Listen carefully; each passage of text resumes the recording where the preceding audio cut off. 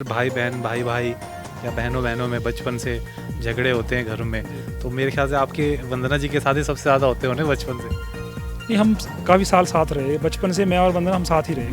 हम जब स्कूल में भी थे तो जब बाहर रहते थे तब भी मैं शिमला रहा, पढ़ाई शिमला की, तब भी मैं और वंदना दोनों साथ ही थे।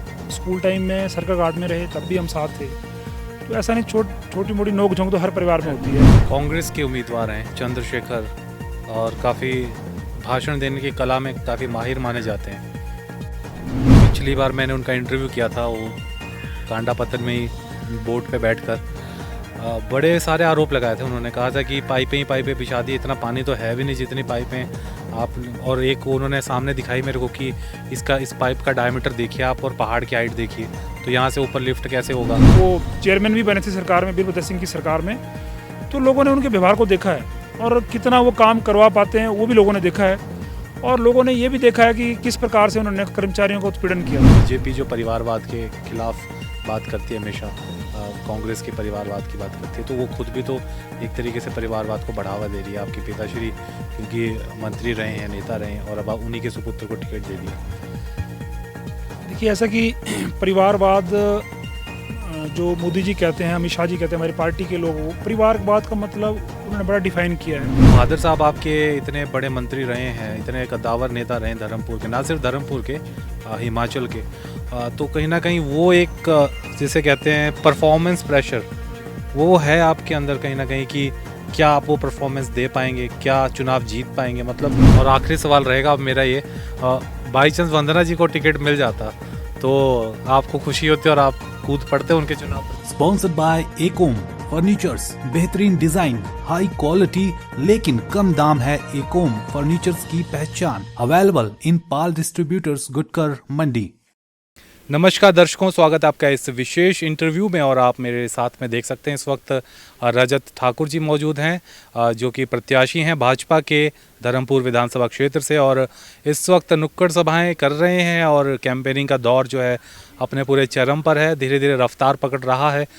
तो इनसे कुछ जानते हैं कि क्या है धर्मपुर की समस्याएं, क्या है इनका विजन। और इससे पहले क्योंकि इनके पिताश्री यहाँ पर काफ़ी साल राज कर चुके हैं as a MLA, as a मंत्री, तो उनका कितना प्रभाव रहेगा और क्या जो एक स्थान वो हासिल कर चुके हैं राजनीति में, लोगों के काम करवा के, यहाँ के स्थानीय लोगों के, क्या वैसा ही कुछ वो जो प्रेशर होता है, एक जिसे कहते हैं कि अगर जो फादर है वो बहुत ज़्यादा परफॉर्मिंग है, तो एक तरीके से आगे की जो जनरेशन है उसके ऊपर भी एक प्रेशर आता है कि वो भी अच्छा परफॉर्म करे।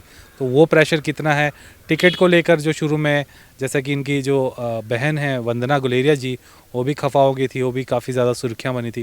तो सभी मुद्दों पर चर्चा करेंगे। रजत जी, आपने हमें समय दिया उसके लिए तो आपका सबसे पहले बहुत बहुत शुक्रिया सर। धन्यवाद सर, धन्यवाद। टीवी के सभी दर्शकों का मैं सादर मेरा नमस्कार जी। कैसा चला है पहले तो ये बताइए प्रचार? पहली बार आप इलेक्शन लड़ रहे हैं इतने बड़े लेवल का? तो जी अच्छा चल रहा है जी, बहुत अच्छा। सबसे पहले तो मैं पार्टी हाईकमान का मैं बहुत बहुत धन्यवाद करना चाहता हूँ कि जिन्होंने मुझे एक सामान्य कार्यकर्ता को जो है वो टिकट दिया है, उसके लिए मैं शीर्ष नेतृत्व का मैं बहुत बहुत धन्यवाद करता हूँ। और बहुत अच्छा चल रहा है चुनावी प्रचार जो है वो 19 तारीख से जब टिकट मिला है उसके बाद लगातार आज 9वां दिन है। 9 दिन में जो है वो अच्छा काफ़ी हम लोगों ने प्रचार जो है अपना उसको गति दी है। आपको लगता नहीं बहुत कम समय है, और आपको मेरे ख्याल से कितनी 58 पंचायतें यहाँ पे उतनी कवर करनी है? जी, समय कम है बट ठीक है, क्योंकि हम लोग लगातार पिछले 5 साल से काम कर रहे हैं। जिस दिन डे 1 से, जिस दिन ठाकुर साहब ने चुनाव जीता था 18 दिसंबर को, उसके बाद से हम लोग जब से सरकार बनी थी 27 दिसंबर से लेकर के लगातार हम लोगों ने जो है वो काम जो है वो शुरू किया था। और अब हमारे लिए तो ठीक है, हम तो लगातार इसी क्षेत्र में रहे हैं, घर घर गए हैं, गांव गए हैं, तो हमारे लिए तो कोई ज़्यादा मुश्किल वाला काम नहीं है लगता मुझे। हम लोग यूजुअल टू हैं एज यू। जी। और वैसे अगर मैं आपको पूछूं तो ये एज अ कैंडिडेट आपका पहला चुनाव प्रचार है, लेकिन इससे पहले भी आप अपने पिताजी के चुनाव प्रचार में उतरे हो। कब से ये एक्सपीरियंस, कब से है? मेरे पिताजी जब तीसरा चुनाव लड़ रहे थे तब से तो मैं डोर टू डोर कैंपेन कर रहा हूँ। कौन सा साल? 1997 से, जब मेरे पिताजी ने लोकतांत्रिक मोर्चा से चुनाव लड़ा था। लोकतांत्रिक मोर्चा नहीं, हिविका से हिविका। हिविका से चुनाव लड़ा था। तो उस समय से मैं, जब मैं कॉलेज में पढ़ता था, तब से मैं लगातार जो है वो चुनाव प्रचार कर रहा हूँ। और मुझे लगता है कि इस बार जैसे मुझे पार्टी ने जो अपना प्रत्याशी बनाया है, तो मैं बहुत सारे लोगों को, अपने कार्यकर्ताओं को, गांव में हर व्यक्ति को पहचानता हूं। और मेरे लिए जो सबसे बड़ा एक अच्छा ही है कि मेरी इंट्रोडक्शन मुझे देने का ज़रूरत नहीं महसूस होती। लोग मुझे स्वयं जानते हैं, तो मेरा आधा समय तो वैसे बचता है। तो वो एक फ़ायदा मिल गया, 25 साल से आप खुद कैंपेनिंग संभाल रहे हैं, तो वो अब आपको वो चीज़ें अब फ़ायदा दे रही हैं।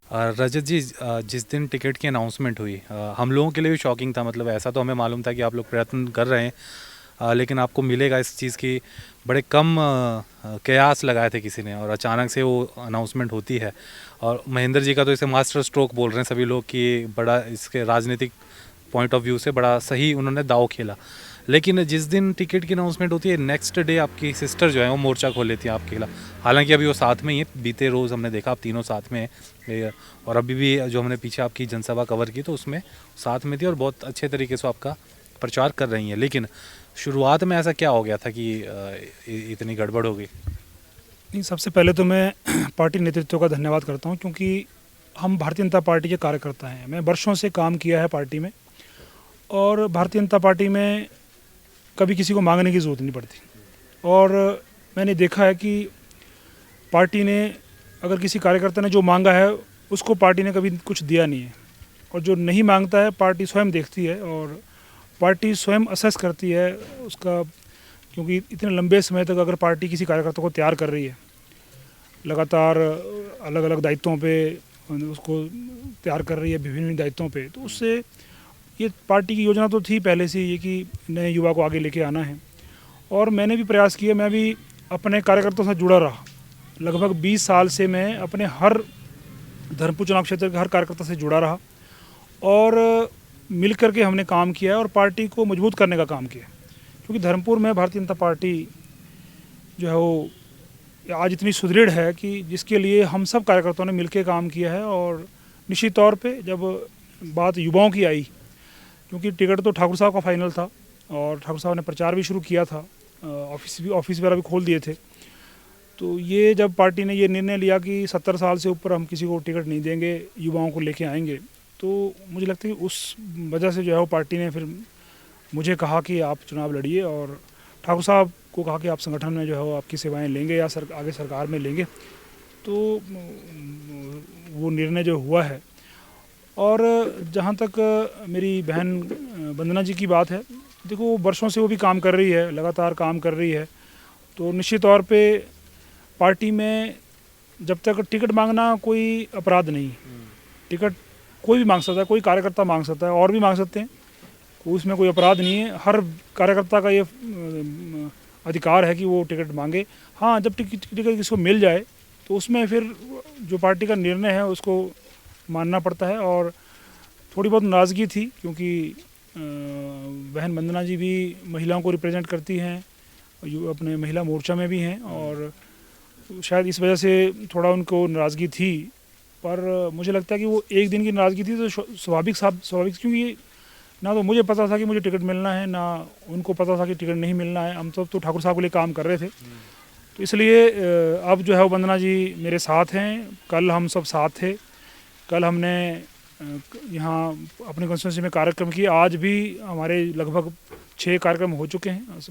वंदना जी मेरे साथ ही हैं और हम सब जो है मिलके पार्टी के लिए प्रचार प्रसार कर रहे हैं, वोट मांग रहे हैं, और मुझे उनका पूरा सहयोग मिल रहा है। उनके साथ साथ सभी कार्यकर्ताओं का मुझे जो बढ़ चढ़ कर सहयोग मिल रहा है, क्योंकि मैंने वर्षों के साथ उनके साथ काम किया है।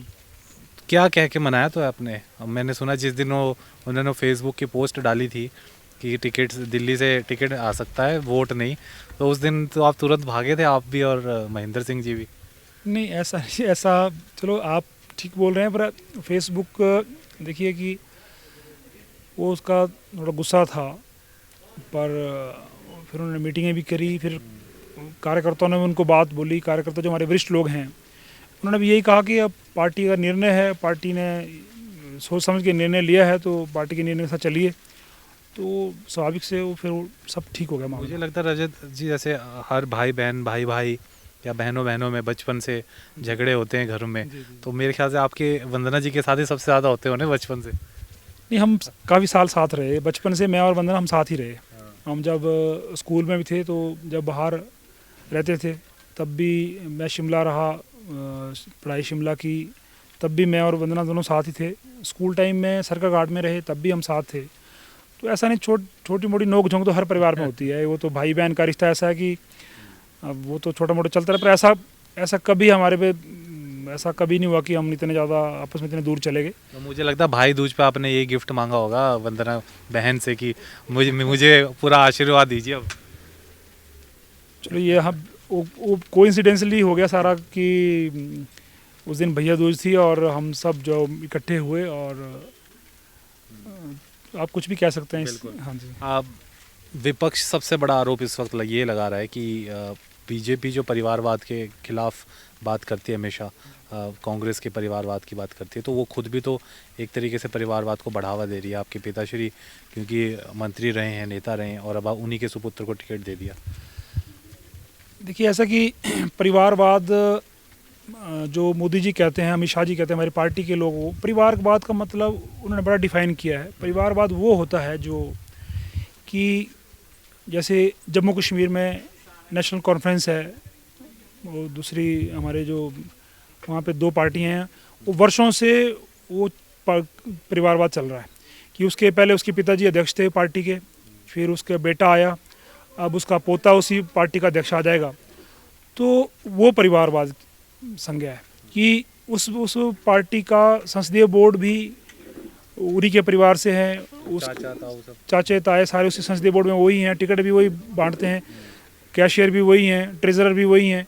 तो ऐसी जम्मू कश्मीर से लेकर के पंजाब देख लीजिए आप, हरियाणा देख लीजिए, यूपी देख लीजिए आप, आगे चल के जितने भी हमारे साउथ में जितनी पार्टियां हैं कि वो उनके परिवारवाद अध्यक्ष जिन्होंने पार्टी को ही पूरा ग्रैब कर लिया है। यहाँ तो हम साधारण कार्यकर्ता के रूप में काम कर रहे हैं और पार्टी ने भी इस चीज़ को क्लियर किया है, पार्टी ने इसमें अपना स्टैंड क्लियर किया है। मोदी जी ने भी कहा कि परिवारवाद वो नहीं है कि किसी नेता के घर में पैदा होना, वो कोई परिवारवाद नहीं है। परिवारवाद हम वर्षों से काम कर रहे हैं। डॉक्टर है तो उसका बेटा भी अच्छा डॉक्टर बन सकता है, और क्योंकि हमें वो लाइन का एक्सपीरियंस भी हो जाता है। जैसे हम लोग राजनीतिक क्षेत्र में मेरे पिताजी रहे, तो बहुत सारी चीज़ें जो है वो जो हमने वर्षों जिनको सीखने में लगना था, वो हमने जो है वो बचपन में और उससे पहले ही सीखी हैं। तो इसमें पार्टी का बड़ा स्टैंड क्लियर है कि परिवारवाद सिर्फ पार्टी लेवल पे है कि पार्टियों के अध्यक्ष और पार्टी के ट्रेजरर और पार्टी की सारी पोस्टें जो है वो एक ही परिवार को हो जाए, वो परिवारवाद है जी। धर्मपुर के वो कौन से मुद्दे हैं जिन्हें आप चाह रहे हैं कि क्योंकि एक तरीके से देखा जाए तो महेंद्र सिंह ठाकुर ने सभी चीज़ें, मतलब दो केंद्र डाले धर्मपुर में, बहुत बड़ी बात होती है। कोई भी सब डिवीज़न हो, किसी भी डिपार्टमेंट का, सारे मतलब अब काम ही क्या रह गया आपके लिए, तो कुछ छोड़ा ही नहीं मेरे ख्याल से। नहीं, देखो विकास तो निरंतर प्रक्रिया है और ये बात बिल्कुल ठीक है, क्योंकि ठाकुर साहब ने हमारा जो क्षेत्र था धर्मपुर क्षेत्र, उसको पूरे हिमाचल में पिछड़ा क्षेत्र से जाना जाता था पहले। जब से ठाकुर साहब आए हैं 1990 के बाद, ये सारी सुविधाएं जो हैं वो मिलना उसके बाद ही शुरू हुई हैं। ठाकुर साहब ने बहुत मेहनत की है और उन्होंने इतनी कड़ी मेहनत खून पसीने से जो है इस धर्मपुर की रचना की है। आज जो आधुनिक धर्मपुर आपको दिख रहा है, जहाँ बिल्डिंगें दिख रही हैं, रोड अच्छे दिख रहे हैं, हॉस्पिटल्स दिख रहे हैं, मिनी सेक्टर्स दिख रहे हैं, स्कूलों की बात आप कर रहे हैं, सेंटर स्कूल है, अटल आदर्श विद्यालय जो प्रदेश का पहला है वो है। ऐसे अनेकों काम हैं जो जिनको मैं तो ये भी कहता हूँ कि जब ठाकुर साहब ने जब 1990 में जब ठाकुर साहब पहली बार विधायक बने थे, तो हमारे धर्मपुर की जो बुक वैल्यू थी, जो असेस होता है, असेसमेंट होती है एजी ऑफिस के हिसाब से, वो 24 करोड़ हमारी इस धर्मपुर की वैल्यू थी। आज जब 2022 में जब ठाकुर साहब ने चुनाव न लड़ने का फैसला लिया है, तो आज हमारे धर्मपुर चुनाव क्षेत्र की जो वैल्यू है, जो बुक वैल्यू है, 20,000 करोड़ रुपये। तो आप अंदाज़ा लगा लीजिए कि 24 करोड़ से शुरू किया था, आज 20,000 करोड़ रुपये जो है वो ठाकुर साहब जो उसको छोड़ के जा रहे हैं। तो ये चीज़ें जो हैं वो बहुत मेहनत है, उनकी अथाह मेहनत लगी है, उनकी पूरी ज़िंदगी लगी है। और ये मैं नहीं कह रहा हूँ, ये हमारे हर कार्यकर्ता, हर व्यक्ति को पता है धर्मपुर चुनाव क्षेत्र में कि ठाकुर साहब एक मिनट रेस्ट नहीं करते थे। उन्होंने लगातार प्रयास किया है, लगातार अपने लोगों के लिए काम किया है, और ये मेरे पे जिम्मेदारी है। और मैं इसको आगे लेके जाऊंगा। और जो ठाकुर साहब का सपना है एक, कि अपना चुनाव क्षेत्र जो है एक आदर्श चुनाव क्षेत्र बने और पूरे हिमाचल में जो है एक नंबर 1 का हमारा विधानसभा क्षेत्र बने, उसके लिए मैं मिलके अपने लोगों के साथ मिलके प्रयास करूंगा। और जैसे ठाकुर साहब ने बताया, हमारे उनके पद चिन्हों पर चल कर जो है उनके मार्गदर्शन में जो हम आगे बढ़ के, और निश्चित तौर पे जो इतिहास ठाकुर साहब ने लिखा है, हम भी एक नया इतिहास लिखेंगे आने वाले समय में, एक अपने चुनाव क्षेत्र को नंबर 1 बनाएंगे। रजत जी, कहीं ना कहीं उससे कहते हैं ना कि एक प्रेशर होता है कि फादर साहब आपके इतने बड़े मंत्री रहे हैं, इतने कद्दावर नेता रहे हैं धर्मपुर के, ना सिर्फ धर्मपुर के, हिमाचल के, तो कहीं ना कहीं वो एक जिसे कहते हैं परफॉर्मेंस प्रेशर, वो है आपके अंदर कहीं ना कहीं कि क्या आप वो परफॉर्मेंस दे पाएंगे, क्या चुनाव जीत पाएंगे, मतलब कहीं ना कहीं तो वो टेंशन तो आजकल बहुत ही ज़्यादा होगी। नहीं, प्रेशर कोई नहीं है जी, क्योंकि प्रेशर ऐसा कुछ नहीं, ऐसा कोई ऐसा प्रेशर नहीं है। पर ये है कि अगर प्रेशर है भी तो हमें चीज़ें पता भी हैं, मतलब कि कौन चीज़ कहाँ से आनी है।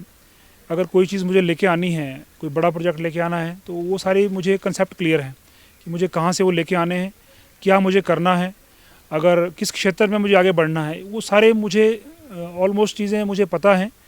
और ये जो है इतने साल, जब मैं 20-22 साल जो मुझे पिताजी के साथ रहने का मुझे जो मौका मिला और जो मुझे वहाँ से अनुभव प्राप्त हुआ, उससे मुझे लगता है कि मैं काफ़ी रिलैक्स हूँ, प्रेशर मुझे ज़्यादा नहीं है।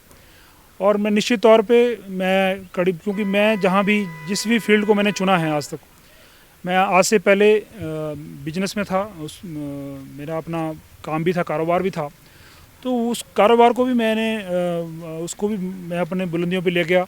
और अब क्योंकि मैंने सेवा का क्षेत्र चुना है, और निश्चित तौर पे मैं लोगों की सेवा के लिए जो दिन रात एक करूँगा, और अपने जो जो हमारी कमियाँ हैं, क्योंकि ग्रामीण क्षेत्र है, और ग्रामीण क्षेत्र में जो जो चीज़ें चाहिए, और मैं तो ये लोगों को बोल रहा हूँ कि जो सुविधाएं हमारे शहरों में हैं, वो सुविधाएं हम लोग जो है गांव में देने का प्रयास करेंगे आने वाले समय में।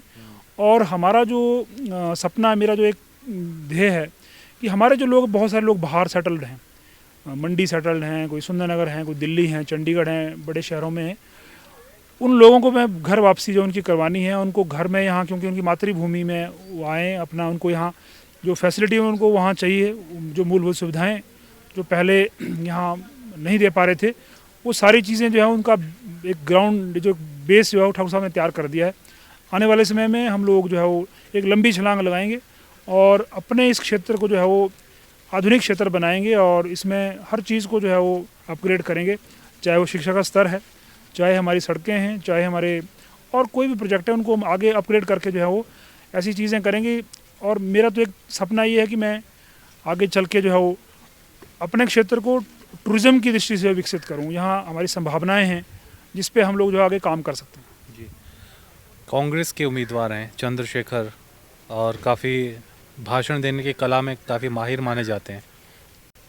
पिछली बार मैंने उनका इंटरव्यू किया था, वो कांडा पत्थर में ही बोट पे बैठकर बड़े सारे आरोप लगाए थे। उन्होंने कहा था कि पाइपें ही पाइपें बिछा दी, इतना पानी तो है भी नहीं जितनी पाइपें आप, और एक उन्होंने सामने दिखाई मेरे को कि इस पाइप का डायमीटर देखिए आप और पहाड़ की हाइट देखिए, तो यहाँ से ऊपर लिफ्ट कैसे होगा। तो बड़े सारे क्वेश्चंस उन्होंने किए हैं कि इतना काम था नहीं जितना दिखाया जा रहा है, या जितना पैसा खर्च किया जा रहा है। क्या कहेंगे इन आरोपों पे? देखिए जी, जो कांग्रेस के प्रत्याशी आरोप लगा रहे हैं, भाषण अच्छा देने से जो है लोगों का पेट नहीं भरता। सबसे पहली बात तो ये है, जो लोगों की ज़रूरतें हैं, अब जिस गांव को सड़क चाहिए, उस गांव में जाकर के अगर मैं भाषण देता रहूं, अच्छा भाषण देता रहूं, तो लोग भाषण सुनेंगे पर उनको सुविधा नहीं मिलेगी। तो एक तो राजनीतिक क्षेत्र में अगर आप सेवा के क्षेत्र में आए हैं, तो उसके लिए आपको काम करना पड़ेगा। और हमारे जो अभी के प्रत्याशी हैं कांग्रेस के, वो लोगों के जाने पहचाने प्रत्याशी हैं, क्योंकि लोगों ने उनको देखा है।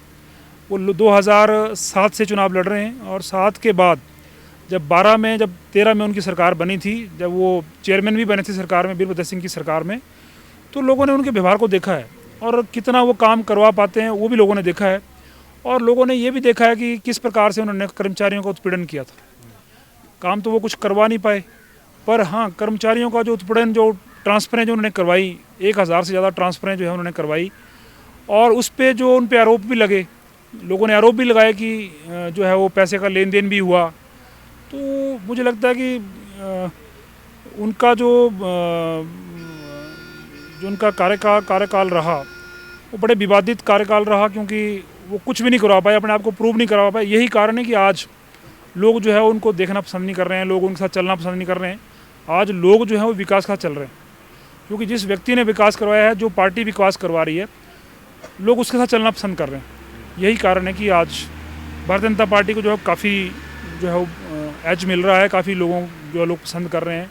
हमारे पास जो लीडरशिप है, हमारे पास नरेंद्र मोदी जैसा लीडर है, और अगर आप नरेंद्र मोदी जी का कंपैरिजन अगर राहुल गांधी से करें, जो उनके प्रधानमंत्री जी कैंडिडेट हैं, तो निश्चित तौर पे वो कहीं स्टैंड नहीं करते हैं। इसी प्रकार से प्रदेश में भी यही हाल है। और आखिरी सवाल रहेगा अब मेरा ये, बाई चांस वंदना जी को टिकट मिल जाता तो आपको खुशी होती और आप कूद पड़ते उनके चुनाव प्रचार में? बिल्कुल, अगर वंदना जी को टिकट मिलता तो हम सब कार्यकर्ता, वंदना जी हमारी एक सामान्य कार्यकर्ता रही है, सामान्य रूप से उन्होंने काम किया है, और हम सब जी जान लगाएंगे।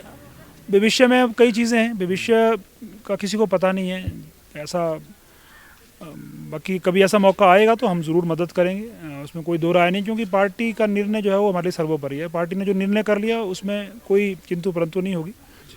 ये थे रजत ठाकुर जी, जो कि प्रत्याशी हैं भाजपा के धर्मपुर से। और मैं आपको बताऊं कि काफ़ी सालों से ये बीजेपी से जुड़े हुए हैं, काफ़ी सारे युवा मोर्चा से लेके काफ़ी सारे पदों पर ये रहे हैं और कार्यकर्ता के रूप में रहे हैं। और आज सियासत उस मोड़ पर आ गई है कि इनके पिताजी, जो कि मंत्री रहे हैं, कई बार एमएलए रहे हैं इस क्षेत्र से, आज उनके सुपुत्र को टिकट दिया गया है और वो इस वक्त जी जान से पूरे चुनावी क्षेत्र में डटा हुआ है। बहन वंदना गुलेरिया शुरू में थोड़ी सी खफा ज़रूर थी, लेकिन वो भी इस वक्त पूरे तन मन धन से इनके साथ चुनावी प्रचार में डटी हुई हैं। अभी भी इंटरव्यू में भी बैठी हुई थी, अभी किसी काम से निकली हैं और इंटरव्यू भी देख रही थी यहाँ बैठ के। तो कैसी लगी आपको ये रिपोर्ट, ज़रूर इंटरव्यू ज़रूर बताइएगा हमें, और चैनल को सब्सक्राइब ज़रूर कीजिए। अगर आप यूट्यूब पर देख रहे हैं, फेसबुक पर देख रहे हैं, तो लाइक और फॉलो ज़रूर करें। रजत जी का भी कार्यक्रम टाइट है, हमारा भी कार्यक्रम टाइट है, तो सर आपने समय निकाला हमारे लिए, इसके लिए आपका बहुत बहुत शुक्रिया। धन्यवाद सर। और आपके चुनाव प्रचार के लिए हमारी पूरी टीम की तरफ से आपको बहुत बहुत शुभकामनाएं। बहुत बहुत धन्यवाद, थैंक यू। फेसबुक पर पोल स्टार हिमाचल का पेज लाइक करें और यूट्यूब पर हमारा चैनल सब्सक्राइब करना ना भूलें।